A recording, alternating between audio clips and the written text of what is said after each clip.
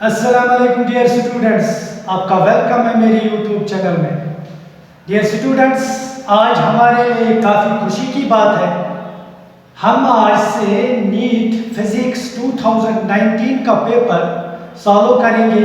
तो मैं आपसे वादा करता हूँ जिस अप्रोच पे हमने नीट 2020 का पेपर कंप्लीटली सॉल्व किया था और विद कंसेप्ट सॉल्व किया था, तो बेटा मैं आपसे प्रॉमिस करता हूँ कि उसी तर्ज पर एवं उससे भी अच्छी तरह मैं इस पेपर को करने की कोशिश करूँगा। तो चलिए टाइम ज़ाया किए बगैर हम अपना ये वीडियो शुरू करते हैं। चलिए बेटा क्वेश्चन नंबर 91 से शुरू करते हैं। सो द फर्स्ट क्वेश्चन या question number 91 is average velocity of A particle executing simple harmonic motion in one complete vibration is a omega square by 2 0 a omega by 2 a omega। Okay बेटा, तो ये question जो है simple harmonic motion का है। इसमें हमें पता होना चाहिए कि जब पार्टिकल वाइब्रेट करता है या ऑसिलेट करता है तो उसका जो कंप्लीट वाइब्रेशन होता है या आप एक ऑसिलेशन भी कह सकते हो। तो पहले उसके बारे में मैं थोड़ा आपको यहाँ बता दूँ। बेटा मान लीजिए this is the main position, this is the equilibrium position. जैसा कि आप यूजुअली सिंपल पेंडुलम के बारे में पढ़ते हो। सिंपल पेंडुलम जब सिंपल हार्मोनिक मोशन एग्जीक्यूट करता है तो उसका जो मेन पोजीशन होता है, आप देखिए this is the simple pendulum, this is the bob attached to the pendulum. बेटा ये जो बॉब है ये इस डायरेक्शन में ऑसिलेट करता है। This is the mean position. Okay बेटा, ये जो मीन पोजीशन है इसे आप इक्विलिब्रियम पोजीशन भी कह सकते हो। तो बेटा मेरा यहाँ टारगेट होगा कि आपको मैं दिखाऊं एक ऑसिलेशन या एक कंप्लीट वाइब्रेशन क्या होती है। बेटा पहले पार्टिकल यहाँ से इस डायरेक्शन में मूव करता है, फिर वापस रिवर्स डायरेक्शन में मूव करता है। पहला जो मोशन होता है वो एक्सट्रीम पोजीशन तक होता है, but on the left side of the main position. Extreme position, this is extreme position on the left side of the main position. फिर इस एक्सट्रीम पोजीशन से पार्टिकल वापस आता है और राइट एक्सट्रीम पोजीशन पे पहुंचता है। बेटा फिर ये यहाँ से वापस आता है, मैं वो दूसरी लाइन से आपको दिखाऊंगा समझने के लिए। तो फिर यहाँ से वापस आता है, फिर राइट साइड पे जो एक्सट्रीम पोजीशन होती है पार्टिकल की यहाँ पहुंचता है। तो अभी तक पार्टिकल का जो ऑसिलेशन है वो कंप्लीट नहीं हुआ है। फिर इसके बाद पार्टिकल वापस आता है टुवर्ड्स द मेन पोजीशन। मैं वो थर्ड लाइन से बेटा समझाने के लिए दिखा रहा हूँ। तो बेटा इसके बाद पार्टिकल मेन पोजीशन पे आता है, तो इसे हम एक कंप्लीट ऑसिलेशन, एक कंप्लीट वाइब्रेशन कहते हैं। एक बार फिर समझने की कोशिश कीजिए। पहले पार्टिकल गया लेफ्ट एक्सट्रीम पर, फिर पार्टिकल आया वापस गया राइट एक्सट्रीम पर, फिर राइट एक्सट्रीम से पार्टिकल फिर मेन पोजीशन पे पहुंचा। तो this is called one complete vibration. और आप देखिए एक कंप्लीट वाइब्रेशन में पार्टिकल का जो नेट डिस्प्लेसमेंट है दैट इज जीरो। बिकॉज बेटा पार्टिकल तो डिस्टेंस कवर करता है, यहाँ से यहाँ फिर वापस फिर यहाँ डिस्टेंस तो ट्रेवल करता है, लेकिन डिस्प्लेसमेंट हम कहते हैं इनिशियल और फाइनल पॉइंट्स के दरमियान जो शॉर्टेस्ट लेंथ होती है। यहाँ इनिशियल पॉइंट जो है that is the main position और फाइनल पॉइंट जो है that is the main position. Initial position भी मेन पोजीशन और फाइनल पोजीशन भी मेन पोजीशन। तो हम कहेंगे net displacement of the particle is zero. Net displacement of the particle is zero. Net displacement is equal to zero. Zero vector. बेटा जो displacement है it is a vector quantity. So net displacement of the particle is zero. Average velocity. Average velocity आपको पता है बेटा, average velocity का जो formula है that is net displacement divided by time period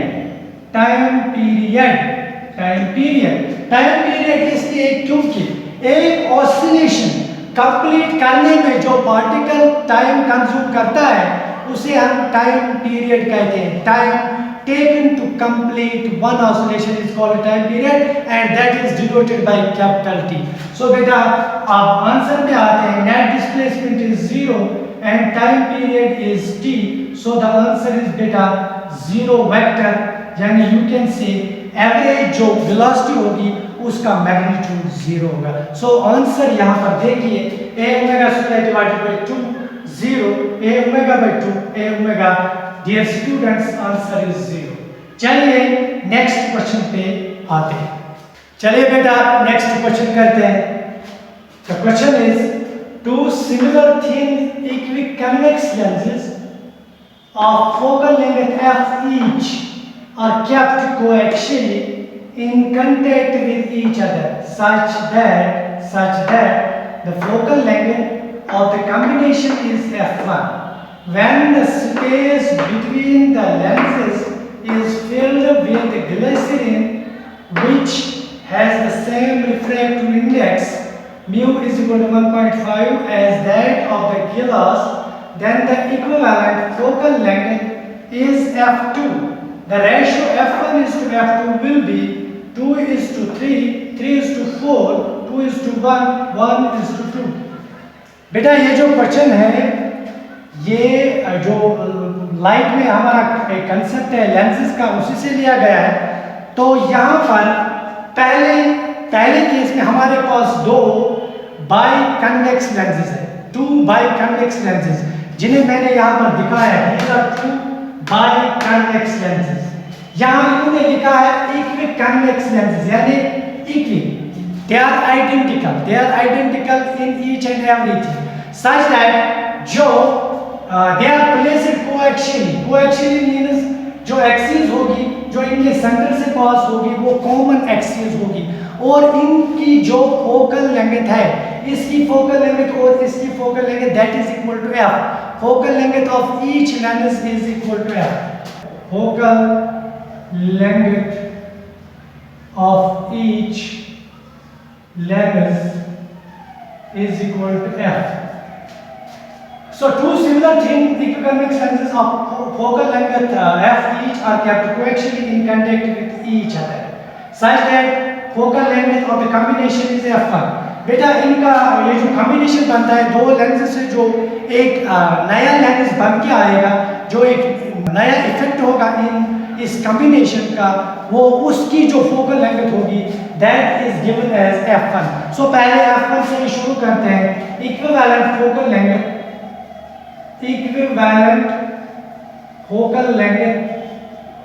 length जो बेटा होगी वो होगी 1 by f1 is equal to 1 by f plus 1 by f. तो बेटा दिस इज द फॉर्मूला जो फोकल लेंथ होती है कॉम्बिनेशन की 1 by f1. अगर इनकी फोकल लेंथ f1 है तो बेटा 1 by f1 जो होगा वो होगा 1 by focal length of this lens plus 1 by focal length of this lens. चूंकि फोकल लेंथ सेम है therefore we have 1 by f plus 1 by f, that means that is equal to 2 by f. You can write 2 by f. So beta 1 by f1 is equal to 2 by f, which implies f1 is equal to f by 2. तो फिलहाल हमने इतना किया, जो इसकी focal length है combination की जो फोकल लेंथ है equivalent focal length f1 that is equal to f by 2. Okay, अब आगे क्वेश्चन को पढ़ते हैं. When the space between the lenses is filled with glycerin which has the same refractive index as that of the glass. अब यहाँ पर this is the first case and this is the second case. बेटा अब ये जो space है यहाँ पर एयर है, इस स्पेस में here we have air, इस स्पेस में एयर है, तो इस एयर को हम फिल कर रहे हैं विद ग्लिसरीन. और जो ग्लिसरीन का यहाँ इन्होंने मेंशन किया है जो उसका रिफ्रैक्टिव इंडेक्स है that is equal to the refractive index of the glass. यानी बेटा ग्लिसरीन यहाँ as a third lens act कर रहा है. Glycerine as a third lens act कर रहा है. तो बेटा जो ग्लिसरीन का लेंस बनेगा आप उसको समझने की कोशिश कीजिए, वो लेंस कन्वेक्स होगा या कनकेव होगा. तो मैं आपको इससे पहले कि हम इस क्वेश्चन को करें, मैं एक फिगर एक एग्जांपल आपके लिए यहाँ आपको दिखा रहा हूँ, तो आपको उससे समझ आएगा. ये जो ग्लिसरीन से लेंस बन रहा है तो ये कौन सा लेंस होगा, is it A by convex lens और ए बाई कनकेव लेंस। तो बेटा अगर हमारे पास एक बाई कनकेव लेंस है कुछ इस तरह, this is a concave lens, और हम इसके साइड्स में दो कन्वेक्स लेंस को कंबाइन करते हैं तो कुछ इस तरह, एक कन्वेक्स लेंस बेटा ऐसे यहाँ पर मैंने एडजस्ट किया और दूसरा कन्वेक्स लेंस मैंने ऐसे यहाँ पर एडजस्ट किया।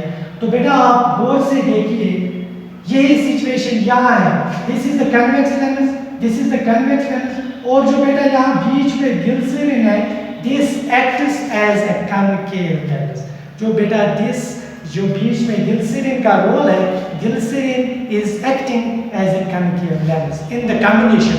सो बेटा यहाँ पर अब जो मैं इक्विवेलेंट फोकल लेंथ निकालने जा रहा हूँ वहाँ पर मैं दो लेंस का कंसेप्ट यूज नहीं करूंगा, वहां पर मैं तीन लेंस का कंसेप्ट यूज करूंगा, इसका फोकल लेंथ, इसका फोकल लेंथ और इसका फोकल लेंथ। लेकिन आपको याद रखना होगा कि कन्वेक्स लेंस का जो फोकल लेंथ होता है bye convention it is positive, और कनकेव लेंस का जो फोकल लेंथ होता है it is by convention negative. Okay, अब हम बेटा इस कॉम्बिनेशन का फोकल लेंथ निकालेंगे। इक्विवेलेंट फोकल लेंथ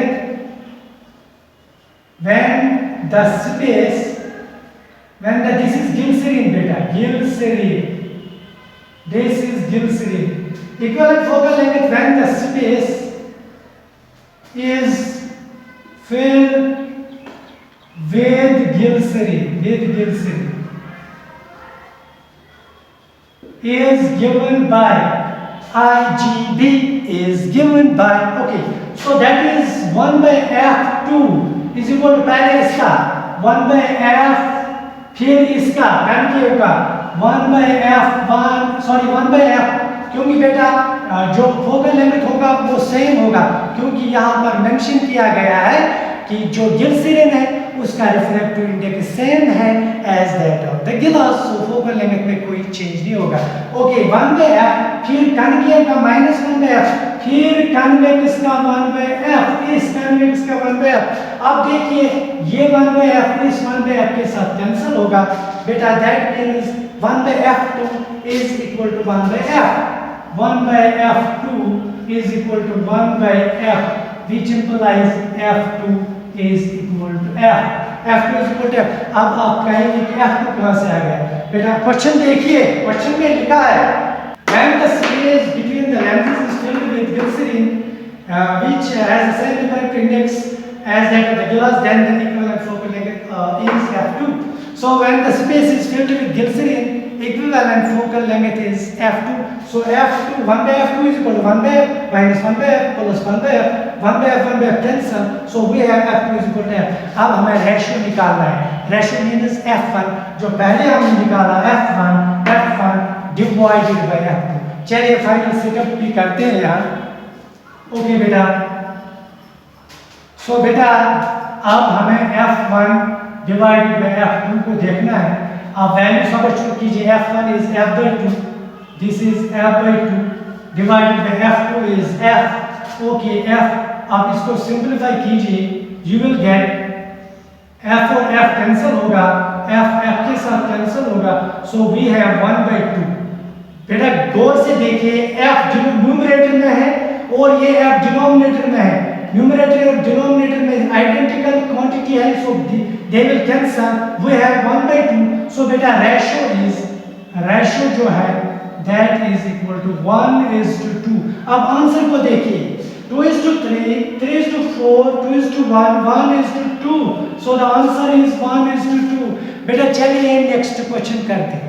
चलिए बेटा आज के वीडियो का आखिरी क्वेश्चन करते हैं। So the question is a particle moving with velocity v is acted by three forces shown by the vector triangle PQR.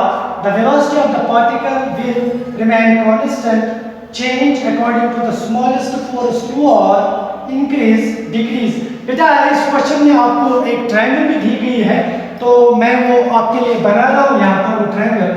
The triangle is like this, triangle जो है बेटा कुछ इस तरह से है triangle, actually it is a right angle triangle.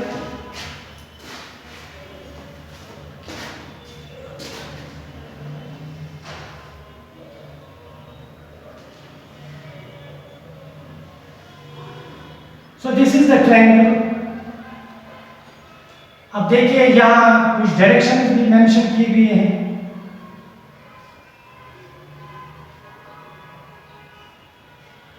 This point is Q R and this is P. चलिए अब मैं एक क्वेश्चन पढ़ता हूँ. एक्चुअली ये क्वेश्चन में ही ट्रायंगल है इसलिए हमें जरूरी इसको बनाना था. तो a particle moving with velocity v is acted by three forces. एक पार्टिकल है बेटा जो मूव कर रहा है जिसकी वेलोसिटी v है और अचानक उस पार्टिकल पे तीन फोर्सेस तीनों साइड से हमला करते हैं. यानी तीन फोर्सेस उस पार्टिकल पे अप्लाई होते हैं. तो वो पार्टिकल किस डायरेक्शन में वो फोर्सेस उस पार्टिकल पे किस डायरेक्शन में अप्लाई हो रहे हैं, किस डायरेक्शन में एक्ट कर रहे हैं, that is given in the triangle. तो वो जो सिनेरियो है, वो जो कंसेप्ट है, आपको इस ट्रायंगल से समझना होगा. तो triangle is given in the question. आप देखिए पी क्यू जो फोर्स है इस डायरेक्शन में उस पार्टिकल पे एक्ट कर रहा है. आप आराम से देखिए, मैं अभी एक और एग्जांपल आपको दूंगा, एक और फिगर दूंगा जिससे ये क्वेश्चन जो है आपको बहुत ही, मैं इवन आई शुड से आपको सिंपलेस्ट क्वेश्चन लगेगा. ओके, पी क्यू जो फोर्स है वो बेटा इस तरह इस पार्टिकल पे एक्ट कर रहा है. क्यू आर इस तरह पार्टिकल पे एक्ट कर रहा है और आर पी इस तरह पार्टिकल पे एक्ट कर रहा है. एक बार फिर, this is the direction of Q R, this is the direction of P Q, this is the direction of Q R and this is the direction of R P. अब बेटा मैं एक फिगर बना रहा हूं. मान लीजिए this is the particle, this is the particle is going with velocity v. बेटा ये जो पार्टिकल है it is moving with velocity v. Okay, अब हमें ये सिचुएशन दिखानी है कि इस पार्टिकल पे तीन फोर्सेस अचानक हमला करते हैं. ओके, पहला फोर्स जो है क्यू आर इस डायरेक्शन में पार्टिकल पे एक्ट कर रहा है. चलिए क्यू आर को पहले दिखाते हैं. दिस इज बेटा Q R, this is Q R. इसको हम बेटा F1 से डिनोट करेंगे. This is the force F1 and this is given by Q R. Okay, this is Q R. आराम से देखिए. अब दूसरा फोर्स क्यू आर तो हमने दिखा दिया, इस पार्टिकल पे इस तरह से धक्का दे रहा है. अब R P is perpendicular to Q R, R P is perpendicular to Q R. R P इसको ऊपर की तरफ धक्का दे रहा है. तो बेटा जो आर पी होगा ऊपर की तरफ, लेकिन मैं यहाँ उसको कुछ इस तरह से दिखाऊंगा आपको. आर पी की डायरेक्शन कुछ इस तरह से होगी, क्योंकि आप देखिए क्यू आर जो फोर्स है इसको लेफ्ट की तरफ धकेल रहा है और जो आर पी यहाँ पर है. मैं मुझे फिर यहाँ आर लिखना होगा और यहाँ पी लिखना होगा. इस आर को छोड़िए आप. This is Q R, this is R P. आप इन तीन फोर्सेस को सेपरेट कीजिए. क्यू आर अलग, आर पी अलग, पी क्यू अलग, तभी आपको ये क्वेश्चन अच्छी तरह समझ में आएगा. एक बार फिर, क्यू आर क्या कर रहा है, इस पार्टिकल को लेफ्ट साइड में धकेल रहा है. आर पी इस पार्टिकल को वर्टिकली अपवर्ड्स ले जा रहा है, वर्टिकली अपवर्ड्स. तो आर पी मैंने इस तरह दिखाया. अब हमें पी क्यू को दिखाना होगा. पी क्यू जो है वो इस पार्टिकल को ओब्लिकली, यानी ना वर्टिकली अपवर्ड्स ना वर्टिकली डाउनवर्ड्स ना हॉरिजॉन्टली, बल्कि ओब्लिकली कुछ इस तरह से पार्टिकल पे एक्ट कर रहा है. यानी अगर हमें को यहाँ दिखाना होगा तो हमें कोई ऐसा वेक्टर, कोई ऐसा लाइन सेगमेंट जो इसके पैरेलल हो, यानी कि कुछ इस तरह, ये आप ये ले सकते हैं कुछ इस तरह. Okay, this is the direction of P Q. बेटा this is the direction of P Q. I hope you understand. अब देखिए जो मैंने वेक्टर यहाँ पर दिखाया है P Q, this is the direction P Q. आप देख रहे हैं कि it is parallel to P Q.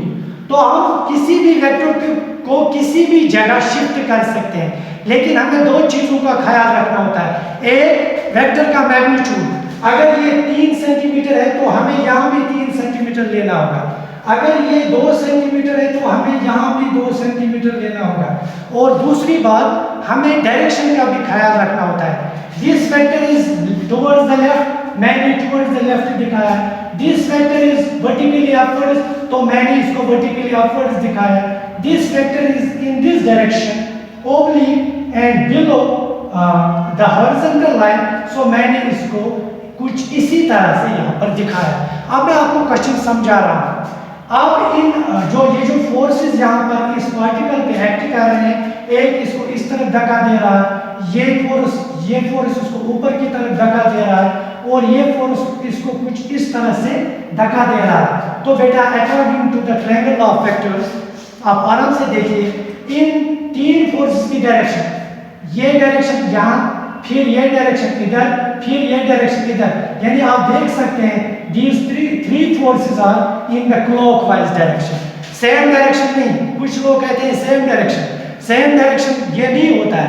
अलबत्ता इनकी जो डायरेक्शन है वो सेम नहीं, लेकिन तीनों फोर्सेस आप देखिए, they are acting in the clockwise direction, they are acting इस तरह, यानी clockwise direction.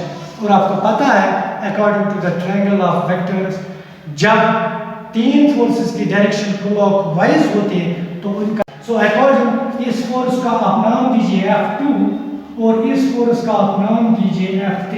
So according to triangle of vectors, QR बेटा प्लस RP बेटा plus PQ, this is equal to 0 vector, यानी इनका जो रिजल्टेंट होगा that will be equal to 0। या आप यूं कह सकते हैं QR F1 plus F2 plus F3 is equal to 0 vector. तो हमने यहाँ समझा कि इस पार्टिकल पे तो फोर्सेस एक्ट कर रहे हैं, फोर्सेस अप्लाई हो रहे हैं, लेकिन उनका जो रिजल्टेंट है, जो यहाँ रिजल्टेंट हम देख रहे हैं, भले ही ये फोर्स इसको इस तरफ धक्का दे रहा है, ये ऊपर की तरफ, ये इस डायरेक्शन में, लेकिन नेट फोर्स जो इस पार्टिकल पे that is equal to 0, net force is 0। So we can say F net बेटा यहाँ जो है दैट इज इक्वल टू 0, क्योंकि according to triangle of vectors, ये जो तीनों फोर्सेस हैं ये एक ही सेंस में, दैट इज क्लॉकवाइज में एक्ट कर रहे हैं, तो इनका रिजल्टेंट 0 होगा। अगर एंटी क्लॉकवाइज भी होते हैं लेकिन तीनों, तब भी इनका रिजल्टेंट 0 होता है। यहाँ पर क्लॉकवाइज है तो इनका रिजल्टेंट 0 है। Resultant means vector sum of the forces, तो इसीलिए बेटा मैंने लिखा vector F1 plus vector F2 plus vector F3 is equal to 0। So net force is 0। अब एक्सेलरेशन आपको पता है, acceleration is equal to net force divided by mass of the particle. Acceleration is equal to net force divided by mass of the particle. So this is net force is 0 divided by m. So beta acceleration is 0 vector. Acceleration is 0 vector. That means magnitude of acceleration is 0. So अगर particle की initial velocity, जब हमने particle को observe किया, इसकी velocity v थी, according to given condition, a particle moving with velocity v, तो बेटा यहाँ पर न्यूटन्स फर्स्ट लॉ का हम कंसेप्ट यूज करेंगे। जो नेट एक्सटर्नल फोर्स है पार्टिकल पे that is equal to 0, so there will be no acceleration. So particle जिस तरह जा रहा है, जिस वेलोसिटी से जा रहा है, वही कंटिन्यू करेगा। So the answer is velocity will remain constant, velocity of the particle will remain constant. एक बार फिर यहाँ मैंने कौन सा कंसेप्ट यूज किया, मैंने यहाँ न्यूटन्स फर्स्ट लॉ का कंसेप्ट यूज किया। सो द आंसर इज और number first, it will remain constant. बेटा हम नेक्स्ट वीडियो में जल्दी मिलेंगे, लेकिन आप अपना ख्याल रखिए। मिलते हैं अगले वीडियो में। खुदा हाफिज़।